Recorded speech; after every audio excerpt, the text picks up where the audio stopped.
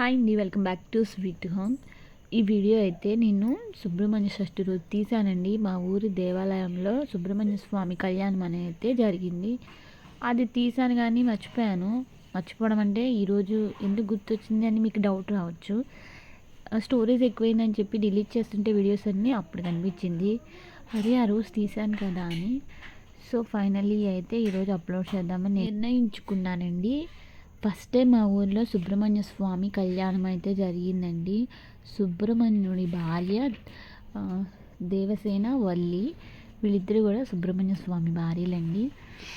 So finally ఈరోజు అయితే కళ్యాణం జరిగింది. అసలు నేను చూస్తాను కళ్యాణానికి వెళ్తానని అసలు ఎక్స్పెక్ట్ చేయలేదు. అనుకోకుండా అన్ఫార్చునేట్లీ వెళ్ళాను. చాలా బాగా జరిగింది. నేను వెళ్ళే టయానికే స్టార్ట్ అయింది కళ్యాణం అనేది. బాగా జరిగిందండి. ఇది చూడడం వల్ల మనకి యూజ్ ఏంటంటే, దేవుడు సుబ్రహ్మణ్య స్వామికి పూజ చేసిన కళ్యాణం చూసినా కానీ మనకి చాలా అయితే బెనిఫిట్స్ ఉంటాయి. ఎందుకు ఇంత పర్టికులర్గా చెప్తున్నానంటే, నేను ఫేస్ చేశాను కాబట్టి, నాకు జరిగింది కాబట్టి నేను వల్లగుద్ది చెప్పగలను. కొన్ని పూజలు వ్రతాలు అనేవి మన లైఫ్ని మార్చేస్తాయండి. ఇది డెఫినెట్లీ మనం నమ్మాల్సిన విషయము. ఎందుకంటే నా లైఫ్లో నేను చాలా ఫేస్ చేశాను. హెల్త్ ఇష్యూస్ కానీ, ఫ్యామిలీ పరంగా కానీ, ఫైనాన్షియల్గా కానీ అన్నీ ఫేస్ చేశాను. కానీ ఫైనల్లీ ఈరోజు స్టేబుల్గా ఉన్నానంటే కేవలం నేను చేసే పూజలు వ్రతాలే డెఫినెట్లీ కారణం అని అయితే నేను చెప్తాను. ఎందుకంటే నాకు మ్యారేజ్కి ముందు పూజలు అంటే అంత ఇంట్రెస్ట్ లేకుండే. ఎందుకంటే అమ్మ వాళ్ళు చేస్తూ ఉండేవాళ్ళు, ఏదో వెళ్ళేదాన్ని అంతే తప్ప అంతగా దేవుడి మీద పట్టించుకునేదాన్ని కాదు.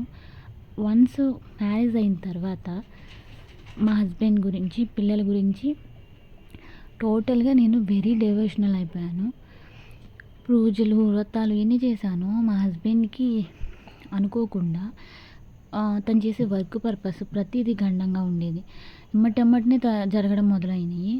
సో అప్పుడు తన కోసం ఒక వ్రతం చేశాను అమ్మవారిది. నాకు ఆ వ్రతం ఎండింగ్ కల్లా రిజల్ట్ అనేది కనిపించింది. అప్పటి నుండి స్టార్ట్ అయ్యి మళ్ళీ ఇంతవరకు కూడా అది రిపీట్ అవ్వలేదు. సో అది అండి పవర్ అనేది, వ్రతాలకున్న పవర్ అలాంటిది.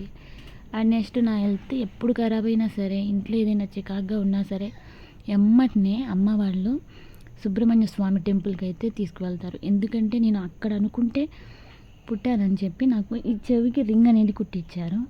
సో ఎవ్రీ ఇయర్ ఎప్పుడైనా హెల్త్ ఇష్యూ ఉంటే ఖచ్చితంగా అక్కడికి వెళ్తాను. వెళ్ళినామంటే నాకు చాలా రిలీఫ్ ఉంటుంది. సో మీకు ఏమైనా ఇలాంటి ప్రాబ్లమ్స్ ఉంటే డెఫినెట్లీ ఒకసారి సుబ్రహ్మణ్య స్వామిని దర్శించుకోండి. చాలా మంచిది. వైఫ్ అండ్ హస్బెండ్స్ మధ్య ఏమన్నా సరే అంటే వాళ్ళిద్దరి మధ్య సఖ్యత లేకుండా, ఎంత ఆనెస్ట్గా ఉన్నా సరే రిలేషన్లో ఏ ఒక తగాదులు చికాకులుగా ఉంటే, ఒకరి పట్ల ఒకరికి నమ్మకము ప్రేమ లేకుండా ఉంటే ఖచ్చితంగా సుబ్రహ్మణ్య స్వామి పూజ చేయండి. మీరు చూస్తారు రిజల్ట్ అనేది చాలా, వాళ్ళిద్దరి మధ్య అన్యోన్యత అనేది చాలా ఎక్కువగా ఉంటుంది ఇదివరకటి కంటే. మరి ఇన్ని చేసి నువ్వెందుకు సక్సెస్ అవ్వలేదంటే, కొన్ని నేనే కావాలని చెప్పి వదిలేశానండి. చాలా అవకాశాలు వచ్చినా సరే కేవలం ఫ్యామిలీ కోసమే. అండ్ ఇంకో విషయం ఏంటంటే, మనము ఎంత బాగా పూజ చేసామనేది ఇంపార్టెంట్ కదండి. దేవుడి మీద మనం ఎంత నమ్మకంతో పూజ చేసామన్నది ఇంపార్టెంట్. జలుబు చేసి గొంతేం బాగాలేదు